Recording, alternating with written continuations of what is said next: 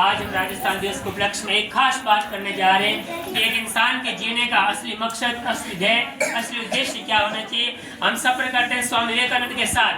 1893 की पुनः यादों को ताजा करना चाहूंगा।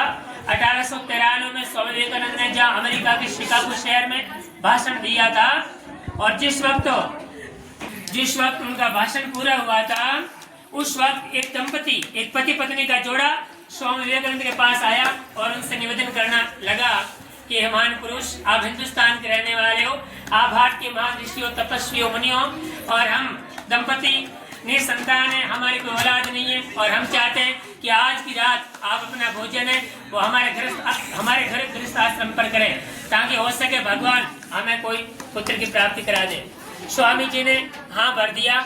शाम का समय हो जाता है और घर चली जाती है। वो आदमी स्वामी जी के पास रुक जाता है। फिर वो अमेरिका का वो आदमी और स्वामी जी उस इंसान के साथ, स्वामी जी और वो अमेरिकी नौजवान उनके घर जाते हैं। स्वामी जी का बहुत ही भारी अतिथि सत्कार किया जाता है। स्वामी जी अति देव भाव के रूप में माना जाता है। बहुत अच्छी मान मनवार होती है, इज्जत होती है, अच्छा खान पान होता है, और कुछ एक बातें होने के बाद स्वामी जी को सोने के लिए बिस्तर दे दिया जाता है, अलग से कमरा दे दिया जाता है। अब दो कमरे पास में होते हैं। एक रूम में जहाँ स्वामी विवेकानंद सो जाते हैं और दूसरे रूम में पति पत्नी का जोड़ा सोया हुआ रहता है।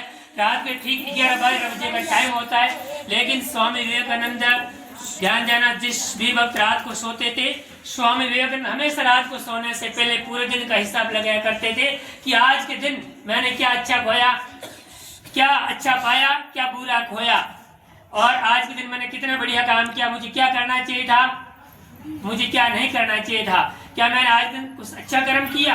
पूरे दिन का एक सेकंड का स्वामी विवेकानंद ध्यान लगाया करते थे। तो स्वामी जी ने पूरा ध्यान लगाने के पश्चात रोना सिसकना शुरू कर दिया, और स्वामी जी को रोना सिसकना ना सिसकियों में बदल गया। सिसकियों का पारा और ऊंचा चढ़ा, और पास में सोए हुए दंपति में से उस पत्नी ने सुन लिया। पत्नी ने अपने पति देव को जगाया और कहा कि जो आज हमारे घर पे अतिथि देव भव बन के बैठा, मेहमान बन के बैठा, भगवान का रूप है, वो तो पास के कमरे में स्वयं रो रहा है, सिसक रहा है, बिलक रहा है।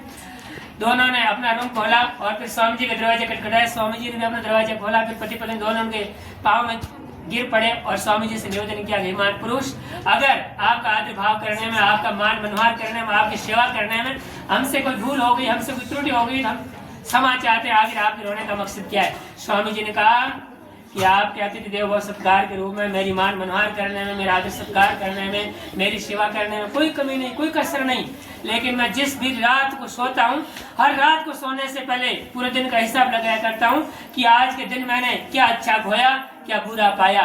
तो मैंने ये पाया कि जिस ऐसो आराम के रूम में मैं सोया हुआ हूँ, जहाँ अमेरिका के लोगों को हर प्रकार की मूलपूर्ति हो रही है, अमेरिका के हर कोई लोग यहाँ कोई गरीबी नाम की चीज नहीं, ऐसा आराम के साथ जीवन यापन कर रहे हैं। और भाई 1853 में जब भारत अंग्रेजों का गुलाम था, यहाँ अत्याचार था, यहाँ जुल्म था, यहाँ शोषण था, मैंने हिंदुस्तान की धरती को याद किया कि मेरे हिंदुस्तान की धरती में जो लोगों को रोटी नहीं है, तन ढकने को कपड़ा नहीं है, रहने को मकान नहीं है, और ऊपर से अंग्रेजों का भारी अत्याचार है, मेरे हिंदुस्तान की पावन धरती को याद करके मुझे रोना आ गया।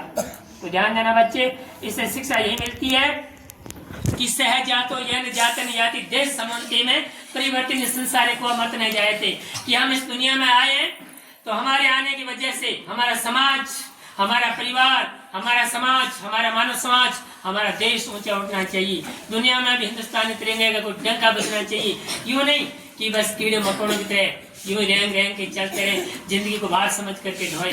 तो ध्यान देना बच्चे, जीवन उसी का धन्य है जो इस दुनिया में आकर के अपने परिवार से ऊंचा उठे, समाज को आगे बढ़े, मानव समाज में कुछ योगदान दे, और दुनिया में भी धर्म की जय हो, अधर्म का नाश हो, प्राणियों में सद्भावना हो, विश्व का कल्याण हो, इस भावना को फैलाए। वंदे मातरम, जय भारत।